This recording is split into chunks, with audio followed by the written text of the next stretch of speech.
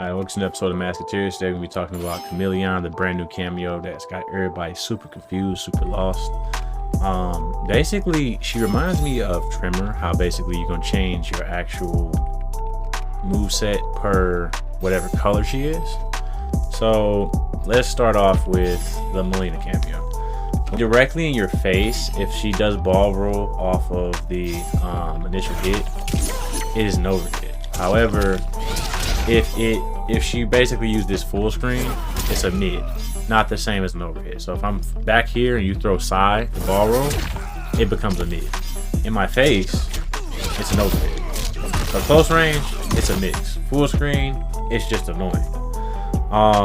So the second move we're gonna go over, which is known as Psy, which is her forward R1, is just your standard Sonya stab, except it's literally going farther and she's less at risk of getting hit because she's just throwing daggers at you. So that's pretty clutch. The thing that makes this character kind of unique in aspect is people think that, okay, because we start off with a random variation, right?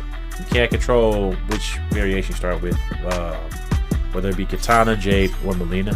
However, the move I want to focus on now before we transition to the next move, because this will make you all understand that you can actually control her a little bit. So we're going to focus on two moves. So the first move I want to focus on here is called Broken Mirror, right? Broken Mirror is basically, she comes in and you see how you look like crystals or like the Predator, like stealth camo. What this does is the next hit you would take, it becomes half damage. So for instance, let's have Reiko throw something at me. I use Broken Mirror. Okay, so I use Broken Mirror. And you can use this on block, mind you. So like Sub-Zero cameo, you can use this on block. And on block or hit, I want y'all to pay attention to that. On block or hit, it reduces the damage of the move you take. So that's half damage. Now, Change Disguise is the thing that everybody's kind of not learned or I feel like haven't picked up yet. So, for example, let's say I want to get to, I'm on Melina, I want to get to Jade, right? I'm going to hit Broken Mirror and you hold R1. Now I'm in Jade stance. Makes sense? So, same thing. Let's say even if I do a grab. If I hold R1, she gets out of there, she changes colors by default. So you can kind of use that similar to the Trimmer system, except I find it to be a little bit better because Trimmer kind of has to, he's like the more so meat shield version where you're going to kind of like use them and then get out of there, get in there, get out of there, get in there.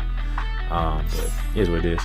So now we're going to talk about, switch this cameo color real quick. Kitana. Kitana is probably the more intricate of the three, if you ask me.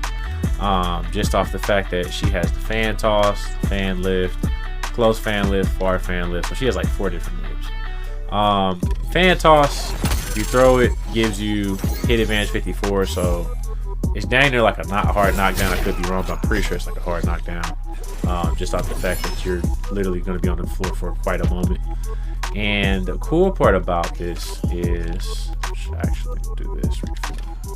Cool part about this when she uses fan lift. When she uses fan lift right here, you have the far version and then you have the close version. So what that allows Sub-Zero to do, which I wish she stayed the same color, or we could lab the same color. Please never give us that aspect. I can do things like that, meaning I can change the trajectory of my actual jump, which means you can technically use this to bait up block. Literally, I could literally do something like that, making Sub-Zero's utility go up tenfold. Something else that's kind of interesting. I know you all think, okay, well, she got the fan toss, you know, whatever. The interesting part about the fan toss is if you combo into it, you can actually get a combo off of that. So you can still get actual combo conversion off of that. 205 is not bad, especially with a zoning setup.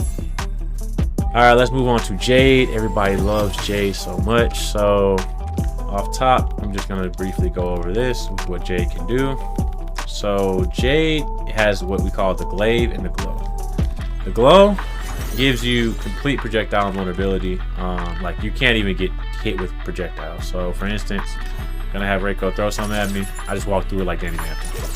So y'all can think of that like Danny Mantle. Next, we're gonna go over the second use of that cameo, which is the glaive. Now, the glaive I think is a lot more interesting. starting off the properties, if you read down the move list, it says that you can actually change the trajectory of the glaive. So you throw glaive, you cut it out, right? Now, if you hit up the glaive, right? See how it goes up? Meaning, if you're jumping around, I can arc it to anti-area. Standard version goes low, and it's a mid.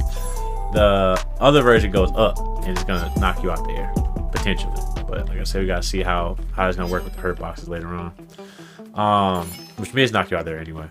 Now that can also be complicated, just like Serena. It's like we have another Serena. Look at that, 389. That was just one bar, one one cameo bar and like some meter. But like I said, that's actually crazy. Moving forward, so we've covered all of the bases as far as the moves and what they do. Now let's cover the grab. So starting with Melina's grab, she has an interesting thing with her hit advantage. She gives you plus 31, meaning again, you're basically, it's like almost like hitting a hard knockdown or like delay wake up. You're not gonna be able to throw anything. If you do, because of how far I am, I can just basically block it, you know, protect myself. The other two, I haven't found out exactly what the difference between their grabs are. I got to lab that, see if there's anything else, but the only thing I've really noticed is Melina gives you the restand. Jade hits you. They all do around the same damage, except Jade seems to do a little bit more. But like I said, it's really the one my favorite one is Melina's grab so far. So like I said, it's just day one overview of the things I found with both of them. And like I said, the Sonya thing with Melina, just to do one more side note, is that Melina's combo filler with Jade is kind of interesting because this right here, or should I say this right here, is literally can be used with combo filler for this ambush. So you can actually use that just like you do Sonya. So it's like having Sonya and literally having Jade, which we don't have Jade this game, but you can technically say Serena plus sub cameo put together, which I mean, who don't want that? And with Kitana, you're a zoner, and you basically get the utility to move around like literally Sindel, like Sindel Vortex. I can definitely see that be a problem with Sub-Zero and other characters. I've heard some people say some crazy stuff already about Khameleon being the best cameo. I would say Khameleon has the best utility out of all the cameos. To say it's the best cameo, I feel like it's too early. Maybe it's the current state because, you know, the game is not fully fleshed out. We gotta get through Combat Pack 1 before I start saying Chameleon's broke, please nerf. But this has been MaskofTiers. Comment, like, share, subscribe. Let me know your thoughts down below. Until next time, peace.